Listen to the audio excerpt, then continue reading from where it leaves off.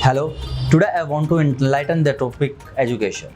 It goes without saying that without education, a human being is nothing, an animal. Education is an important tool to improve someone's life, our skills, our personality, and our attitude. Education begins at home for a child, and it is a lifelong process that ends with death. Education helps us to use new technologies that are coming nowadays. As everybody knows that today is the era of technology. We are getting new technology, and yes, we know that some languages are used in those technologies. So we must be educated to use those machines, those technologies efficiently.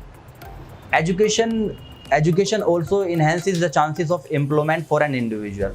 If an individual is highly educated, then definitely he is going to get a job very quickly. Education brings out a human being's personality out. Education also helps us to behave properly. It increases our communication skills also. If a person is well educated, then definitely he can communicate with others properly. Education is a ray of light in darkness.